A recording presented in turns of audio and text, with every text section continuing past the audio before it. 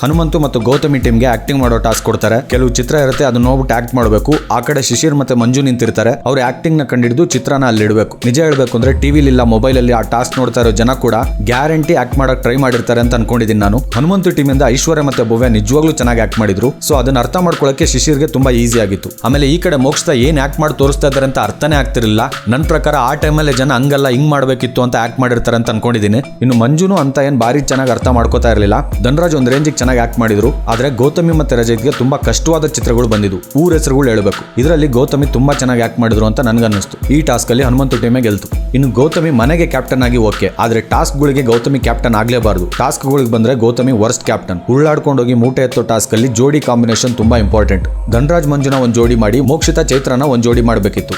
Acting task ಅಲ್ಲಿ ಚೈತ್ರಾಗೆ acting ಬರಲ್ಲ ಅಂತ ಅವ್ರನ್ನ ಹೊರಗಡೆ ಇಟ್ಟಿದ್ದು ಸ್ಟುಪಿಡ್ ಡಿಸಿಷನ್. ಚಿತ್ರನ ಆಕ್ಟ್ ಮಾಡಿ ತೋರಿಸೋದಕ್ಕೆ ಆಕ್ಟಿಂಗ್ ಕ್ಲಾಸ್ಗೆ ಹೋಗೋ ಅವಶ್ಯಕತೆನೇ ಇಲ್ಲ. ಕಾಮನ್ ಸೆನ್ಸ್ ಇರೋ ಯಾರು ಬೇಕಾದ್ರೂ ಆಕ್ಟ್ ಮಾಡಿ ತೋರಿಸ್ತಾರೆ. ಆಮೇಲೆ ಬಾಲ್ ಟಾಸ್ಕ್ ಅಲ್ಲಿ ಫಸ್ಟ್ ರೌಂಡ್ ಅಲ್ಲೇ ಹೋಗಿ ತ್ರಿವಿಕ್ರಮ್ ಪಕ್ಕ ನಿಂತ್ಕೊಂಡಿದ್ರು ಗೌತಮಿ. ಅದ್ರ ಬದಲು ತ್ರಿವಿಕ್ರಮ್ ಆದ ಕೂಡಲೇ ಚೈತ್ರ ಎಲ್ಲ ಮೋಕ್ಷಿತನ ನಿಲ್ಲಿಸಿ ಲಾಸ್ಟ್ ಅಲ್ಲಿ ಗೌತಮಿ ನಿಂತ್ಕೋಬೇಕಿತ್ತು. ಅವಾಗ ಅಟ್ಲೀಸ್ಟ್ ಚೈತ್ರ ಎಲ್ಲ ಮೋಕ್ಷಿತಾಗೆ ಆಟ ಸಿಗ್ತಾ ಇತ್ತು. ಆಮೇಲೆ ಯಾವ ಗೇಮ್ ಅಲ್ಲೂ ಗೌತಮಿ ಮೋಟಿವೇಟ್ ಮಾಡೋದೇ ಇಲ್ಲ. ಟೀಚರ್ ತರ ಯಾವಾಗ್ಲೂ ರೂಲ್ಸ್ ಹೇಳ್ಕೊಂಡು ನಿಂತಿರ್ತಾರೆ. ಆಕ್ಚುಲಿ ಗೌತಮಿ ಟೀಮ್ ಅಲ್ಲಿ ಮಂಜು ಇದ್ರು. ಮಂಜುಗೆ ಟಾಸ್ಕ್ ಗಳು ಆಡೋದ್ರಲ್ಲಿ ಸಿಕ್ಕಾಪಟ್ಟೆ ಎಕ್ಸ್ಪೀರಿಯನ್ಸ್ ಇದೆ. ಯಾವ್ದಾದ್ರು ಟಾಸ್ಕ್ ಸ್ಟಾರ್ಟ್ ಆಗಿನ ಮೊದಲೇ ಮಂಜು ಎದುರಾಳಿ ಜೊತೆ ಮಾತಾಡಿ ಅವ್ರನ್ನ ಅವಾಗ್ಲೇ ಡೌನ್ ಮಾಡ್ಬಿಡ್ತಾರೆ. ಎಲ್ಲೋ ಒಂದ್ ಕಡೆ ಸೈಕಲಾಜಿಕಲ್ ಆಗಿ ಮಂಜುಗೆ ಅದು ಅಡ್ವಾಂಟೇಜ್ ಆಗಿ ಅವ್ರು ಗೆಲ್ತಾ ಇದ್ರು. ಗೌತಮಿ ಅಟ್ಲೀಸ್ಟ್ ಅವ್ರ ಸಜೆಷನ್ ತಗೋಬೋದಿತ್ತು. ಮಂಜುನ ಮಾತಾಡೋಕೆ ಬಿಡದಂಗೆ ಅವ್ರನ್ನ ಬಾಯಿಗೆ ಬಂದಂಗೆ ಬೈದು ಡೌನ್ ಮಾಡಿ ಸೈಲೆಂಟ್ ಮಾಡಿ ಟೀಮ್ ನ ಎಲ್ಲಾ ಟಾಸ್ಕ್ ಅಲ್ಲೂ ಸೋಲ್ಸಿ ಸುಣ್ಣ ಆದ್ರೂ ನಮ್ ಕ್ಯಾಪ್ಟನ್ ಕ್ವೀನ್ ಗೌತಮಿ. ಪಾಪ ನಮ್ ಚೈತ್ರಕ ಈ ವಾರ ಕ್ಯಾಪ್ಟನ್ ಟಾಸ್ಕ್ ಹೋಗ್ಲೇಬೇಕು ಅಂತ ಅನ್ಕೊಂಡಿದ್ರು, ಆದ್ರೆ ಆಗ್ಲಿಲ್ಲ. ಇವತ್ತು ಚೈತ್ರಕನ್ ಸಿಟ್ಟಿಗೆ ತ್ರಿವಿಕ್ರಮ್ ಬಲಿಯಾಗಿದ್ದಾರೆ. ತ್ರಿವಿಕ್ರಮ್ ಮೇಲೆ ಶಾಪ ಆಗ್ತೀನಿ ಅಂತ ಬೇರೆ ಹೇಳಿದಾರೆ. ಪಾಪ ಆಲ್ಮೋಸ್ಟ್ ಎಲಿಮಿನೇಟ್ ಆಗಿ ಬಂದಿರೋ ಚೈತ್ರಕ ಈ ವಾರ ಅವ್ರು ಸೆಲೆಕ್ಟ್ ಮಾಡಿರೋ ಟೀಮ್ ಸೋತಿದೆ ಅಂದ್ರೆ ಬೇಜಾರಾಗದೆ ಇನ್ನೇನಾಗುತ್ತೆ ಹೇಳಿ. ಆಮೇಲೆ ಗೌತಮಿ ಬೇರೆ ಚೈತ್ರಕ ನಿನಗೆ ಆಕ್ಟಿಂಗ್ ಬರಲ್ಲ ಅಂತ ಹೇಳ್ಬಿಟ್ಟಿದ್ದಾರೆ. ಬೇಜಾರ್ ಮಾಡ್ಕೊಳಕ್ ಇದಕ್ಕಿಂತ ದೊಡ್ಡ ರೀಸನ್ ಬೇಕಾ ನಮ್ ಚೈತ್ರಕಂಗೆ?